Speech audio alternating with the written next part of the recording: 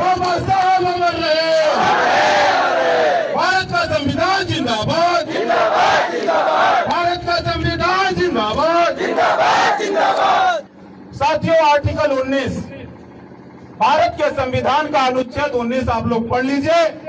इसमें स्पष्ट तौर पर लिखा है कि कोई भी साथी, कोई भी भारत का नागरिक भारत के संविधान के तहत अपनी बात अपने मंचों से, अपनी सभाओं में, अपने संगठन में रख सकता है।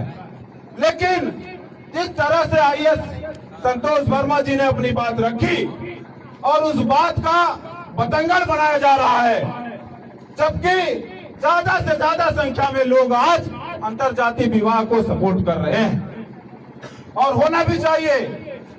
एक तरफ कहते हैं कि आरक्षण भीख है।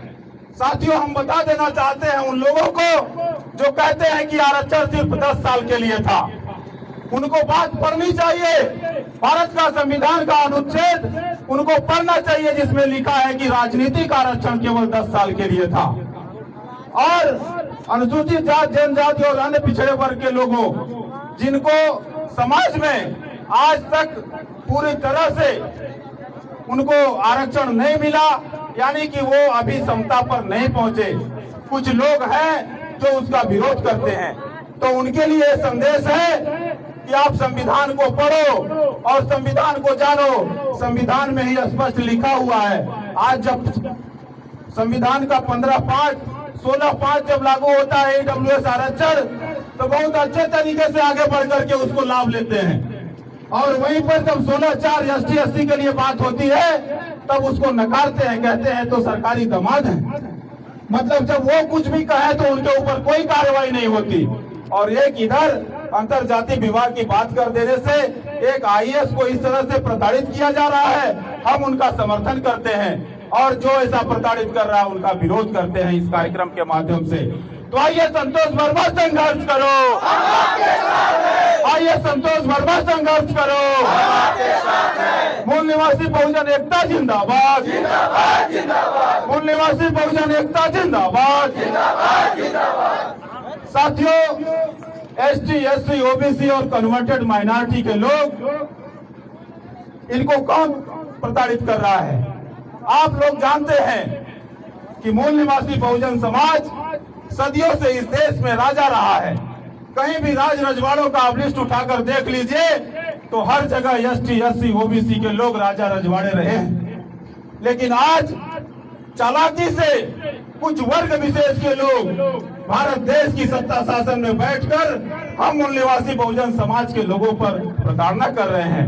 हम उसका विरोध करते हैं और हम अपनी शासन सत्ता अपने हाथों में लेंगे इस नारे के साथ कि बाबा साहब अमर रहे, बाबा साहब अमर रहे, भारत का संविधान जिंदाबाद, भारत का संविधान जिंदाबाद।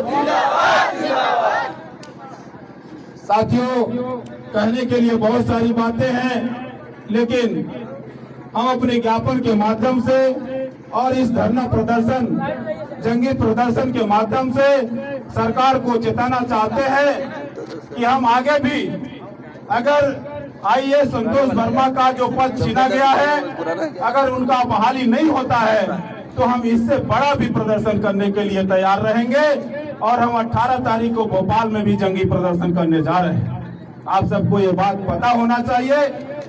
तो साथियों, इस कार्यक्रम के जरिए सरकार से हम आगाह करना चाहते हैं कि आइए संतोष वर्मा की जल्द से जल्द बहाली की जाए और जो भी इस तरह का उनके क्लिप्स को एडिट करके जो भी प्रसारित किया है उसके खिलाफ टीटी नगर थाने में जो FIR हुई है उस पर तत्काल कार्रवाई किया जाए।